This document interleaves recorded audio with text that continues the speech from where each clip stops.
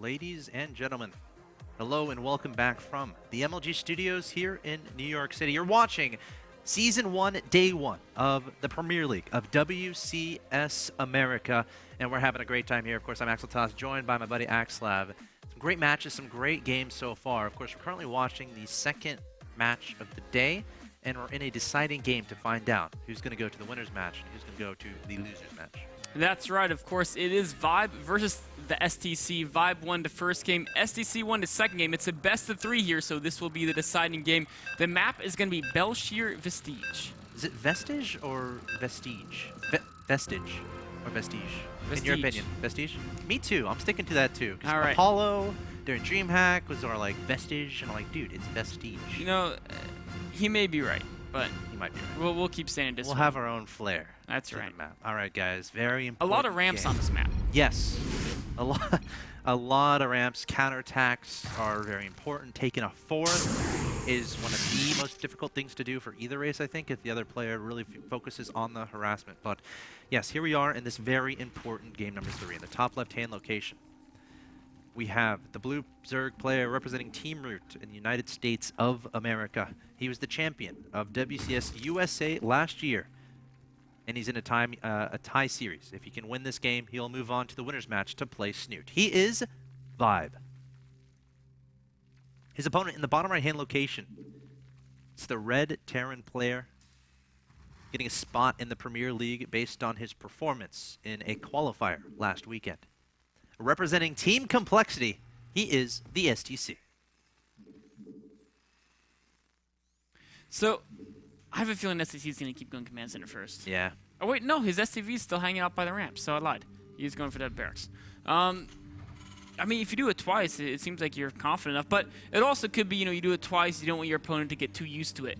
And you kind of saw last game, Vibe was reacting with that faster hatchery and stuff. Yeah, so this game is just going to play the more standard opening. Looks to be a Reaper opening. And this is really going to test Vibe, because a Reaper opening in the hands of these pro Korean gamers is one of the hardest openings to play against. The Reapers are just so annoying, and a player like the STC is just amazing at micromanaging them. Oh yeah, it's definitely going to be a Reaper opening, and I'm sure Vibe has a ridiculous amount of experience at dealing with it, so we'll have to see how he decides to do that. He's going to spot the gas, he's going to spot the racks, he's going to know exactly what's happening at this point in time. Now, early speed, a lot of Zerg players end up doing. There we go, the spawning pool going down, so it might have been, we don't know if he wanted to go for the fast hatchery, but definitely after scouting, going to be putting down that early spawning pool. Hasn't added the gas just yet. We'll definitely keep an eye on that. But it's interesting to see how Zerg players deal with that early Reaper. Some, they just rely on queens. They'll get a few slowlings out and rely on micro. But if you want to be the safest possible, you're gonna go for that speed, so it doesn't get too scary. It's always a hard choice. I don't think people really figured out the most optimal defense yet. I mean, because as you said, some people say, well, let's get a bunch of queens. Yeah. And do all map control, but as long as you don't take too much damage, delaying the gas means you can get a lot more drones, right? And then, if you get the speed, once you get speed, you can chase the Reapers down, force them across the map, you get map control, but it is a sacrifice to get the gas that early. All right, we see the Reaper being sent across the field here. There's that command center from the STC being placed down onto the low ground as expected. Still no gas here from Vibe, so it looks like he has committed to the gasless, at least speedless early portion of this game. Drone's going to be pulled here. Got to keep that one away. Going to take a gas with him. Needs to pull away those weakened drones. Is exactly what Vibe is going to do. The drone very close to dying, being made into a spore crawler. So Vibe doing a great job so far. He is. He hasn't lost any drones yet, but of course, once those buildings have to be canceled, drones are still weak. That's when Reaper can look to try to get those kills. Lots of lost mining time here from Vibe. Yeah. Has a lot of drones pulled trying to pursue this Reaper. I don't see any lings in production either. So he's going to rely, the Queen needs to go over there and help out, I think. It does, of course. The first drone going down, he needs to get a lot of queens as well. Constant queen production is very valuable. Of course, he has limited resources because all these buildings you keep building and canceling. He sent his ling across the map. Oh! And he killed the SCV. This command center is going to be delayed. The Reapers are going to have to retreat. Brilliant play here from Vibe. Instead of using the lings to deal with the Reapers, sending him across the map, taking down the SCV that's making the command center, he's going to be delaying that, trying to go into the main, but the SGC a little bit too good for that, lowering or raising up the supply depots. And these lings eventually going to be killed, but not before making their impact on this game. Yeah, I mean, even if he didn't get, delaying the command center, making the Reapers cross the entire map back, gives them so much breathing room against the harass. Wow. You know, I haven't seen someone do that before. You know what that reminds me of? It was the ones from the natural. Yeah. Because Reaper was in the main, so the Zerglings from the natural just went straight. And it was only one larva. Yeah. It's Wow. great. It's a really cool move there from Vibe. I'm sure a lot of people are going to be doing that in the future. It reminds me of PvZ when I open with like gateway pressure, send my 2 Zealots and Militia Corps across the map, and my opponent just sends Lings around all my stuff Oh, and yeah. counterattacks, right? It's really If you annoying. have no and cannon, it's really annoying. yeah, so it's like, it's kind of like that. Vibe, instead of leaving those Lings back home to deal with the Reapers, and it's only 2 of them, he's sending them across the map, forcing the Reapers to retreat. And in essence, again, as you said, that's giving him that time. So really smart play there from Vibe. Oh, he might be in a corner of the Reapers. Oh, the 2 Queens on the low ground. Oh my gosh, 1 Reaper going down. The second one is going to stay alive, but 1 Reaper kill. That's gonna make Vibe a very happy person. Vibe is playing this opening so well, going straight to Hive, now getting an Evo Chamber as well. Again, going for his single Evo Chamber, you know? That game on Aklon Waste where he did it, it seemed he was indecisive on where he wanted to go. Yeah. Right? He ended up deciding to get the range attack, but it wasn't clear. Maybe it wasn't even clear to him if he wanted to follow up that initial attack with more baiting, speeding play, or with Roach Hydra. So that could be a similar to this game. He might Just be getting carapace and then Yeah. deciding later whether you want to go into missile or melee attack upgrades. Yeah, I think that's what it is. Uh-oh, we have a Reaper sneaking on into the main. Gonna see that Oh. layer, gonna see the Roach Horn. A great scouting job by STC, distracting with the Hellions on the right side and sneaking with the Reaper on the left. Of course, the Reaper may end up dying if it gets cut off, but Oh my god, what a massive hit there from the STC onto the drones. Of course, his idea was, all right, let's pull the drones and attack these Hellions. Well, the Hellions were able to get a shot up before that could happen. They're trying to get another shot up onto the drones. Vibe gonna keep those guys alive, but the STC stopping many hearts around the USA. They're almost able to get a lot more drone kills there. I mean, he only lost 1 Hellion too. Well, now, a little bit of inattention, losing 2 more. I don't mind there. Vibe's just staying just bare. The Widowmine's like, okay. STC clicked on the Widow and he's like, what the heck, why aren't you doing your job, man? Not quite in range. That's pretty cool. Sending it to the third. All right, Overseer immediately being made here. We see the same Reaper sneaking into the main. This guy is What an really annoying. You know what? This guy's brave. He is very You're brave. like, why don't you run to the enemy's base, do a loop around it, then come back, tell us what you see. He's like, oh man, this is scary. This is scary. I'm gonna do oh, it. he finally dies. He gets back home, Yeah. they're like, okay, do it again. And he's like, what? I just did that, man. He's like, okay, and now he's dead. Yeah. But I think he did his job. Oh yeah. Yeah, it was definitely That definitely Reaper worthy will be sacrifice. remembered, just like those 2 earlier links in the beginning. And you know, seeing the fact he saw no Spire. So I think he's a little bit worried about a speed roach attack, and he's getting some additional bunkers. Just 1 right now. But he also it has the Marauder back there, additional Widowmine. So I think he's he's a little bit afraid of the potential for another type of attack like we've seen in the last basically 4 games, actually. There's the second Evo Chamber from Vibe.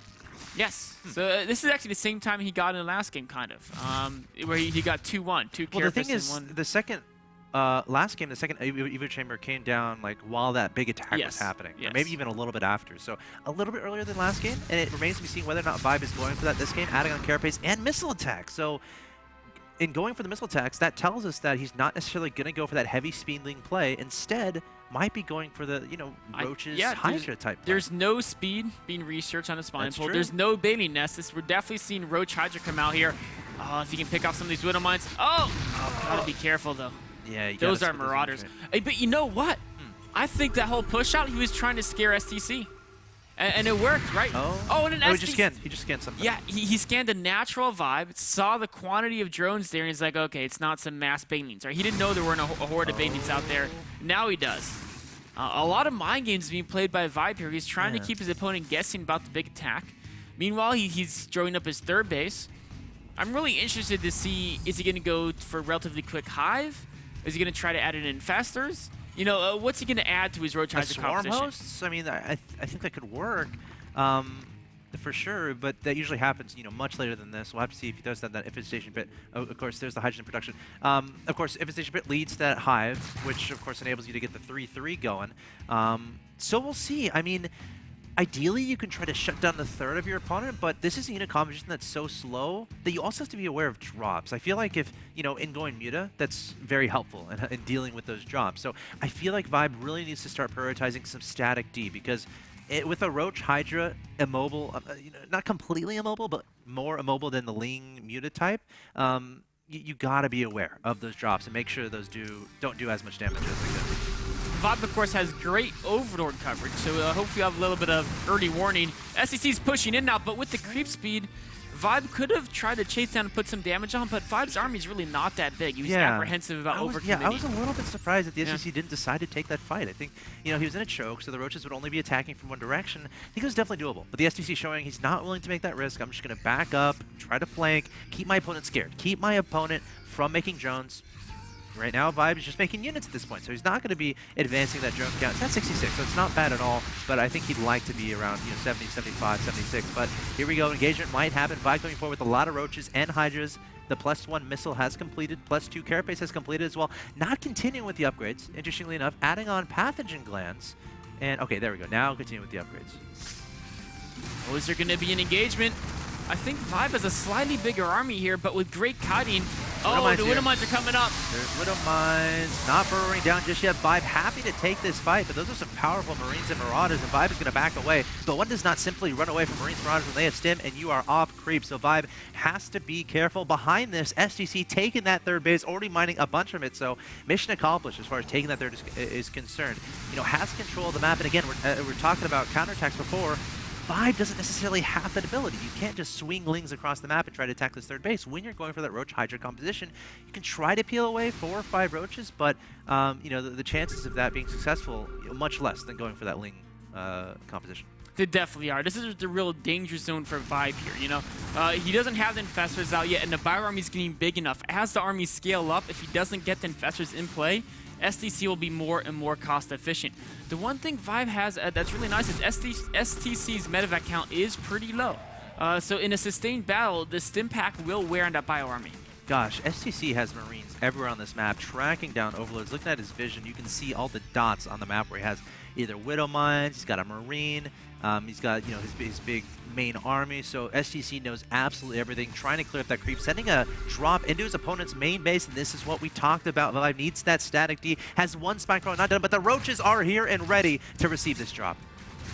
Oh, he's dropping in multiple locations there, threatening at the main. Meanwhile, another drop is circling around to the back of the natural, and his main army is advancing on creep as well. All right, let's see how much damage this can do. Fungal going down, nailing the Marines. Great fungal growth there from Vibe. Another fungal growth. That's exactly what he needed. STC had no idea there were Infestors in play. Meanwhile, we got a drop in the natural, a drop in the main base. The Marines and Marauders taken down. Static D in the main Vibe scrambling to try to deal with this. Finally, the drop at the natural going to be picked up and run away. It's going right to the third, though. Oh, no. STC is relentless with these drop plays. Vibe is trying to keep up, but there's this... Actually, Vibe is doing a decent job defending, losing some drones, but he's covering all the angles pretty well. Here comes the main army from the STC. Keep in mind, a lot of his army isn't dropped, so this isn't as big as it could be. We have that drop continuing to go into the natural expansion, a drop heading into the main base, and the main fight going to be happening in the middle. The fungal is going down onto these Marines and Marauders. Does Vibe have enough? STC up 188 to 158. He's happy to trade units because he has 3 bases behind this. We see a drop in the main, a drop in the natural expansion. STC is absolutely, we're taking down the spawning pool. Oh, getting that spawning pool is a nice big win also for STC. Also the Roach Warren. He got the Roach Warren too. The drop play is relentless with him. He's still doing damage. The drop in the main is now being pushed back by Vibe's army. But like you mentioned, without a stacked defense, it's so hard to deal with the mobility of medevacs. Yeah, absolutely. You know, these Roaches and Hydras, in essence, it's great. It's a great army, but it's just the immobility that STC is absolutely taking advantage of. He has his Marines and Marauders. He has a bunch of medevacs, but here we go. Big engagement going to happen here. Roaches and Hydras coming forward, but keep in mind, no Infestors in this composition. They have all been taken out. Vibe trying to remake those in that production tab, but Vibe might be able to muscle through and take down these units, but SEC, again, he's happy with all these trades. He is. His 4th base is turning to a planetary now. He is going to have this army taken out, but he still has a 40 supply lead. Of course, that's mostly units being produced, but never-ending waves of production coming out from STC. Vibe has got to get some money fungals to turn this game around. STC has Widow Mines everywhere on this map, and the question is, what does Vibe do from here? He has to counterattack. He has to do damage. At the very least, try to deny a base from your opponent. He's going up to Hive. He needs to secure a 4th base of his own. But again, the STC, his economy is ridiculous. 3-3 is about to finish. His production is ridiculous as well. And Vibe is definitely going to be behind in this game. But can he pull off a miracle and somehow make a comeback here? I think he's got to be careful. He's overextending a bit here. He's not on creep, so it's difficult to retreat. Infestors are caught off guard. Oh no. If there's a unit that's important to making a comeback, it's going to be the infestors. Those are those units you can be very cost efficient with. You can spend energy for your opponent's resources, which is exactly what Vibe needs to be looking for. You got to take care of those infestors. And here we go, throwing away a lot of roaches here in the middle of the map. Marauders could eventually clean that up, and Vibe is going to be backing away, but the STC again continuing with that production, and here come the reinforcements. Never-ending units from the STC. Vibe just now rebuilding that spawning pool, realizing it's probably important to have that. He does have the hive tech, but you know, he's at a point where he doesn't have the income to really get. Ideally, he's at 4 bases. He could produce Vipers, and combining Vipers and Infestors is insanely strong. STC's not letting him do it, though. He's pushing into the natural here. I don't think Vibe has enough. Vibe, again, one of those times where he's scrambling to get enough units on the field, trying to close the distance to maximize the DPS from his units, but the STC happy to just stand there. He has 3-3. He loves all these fights. He has 4 bases behind this ridiculous production, and continue to add on more and more units. Vibe desperately trying to stay alive, but I just don't see it happening. There's just too much. The minimap, it's just a giant red line down the middle. STC now doubling Vibe's supply. Vibe trying to hang on in. They're building 12 roaches at a time, but the Marauders are being cranked out almost as fast as the roaches are. Yeah, STC playing a fantastic overall game of StarCraft 2.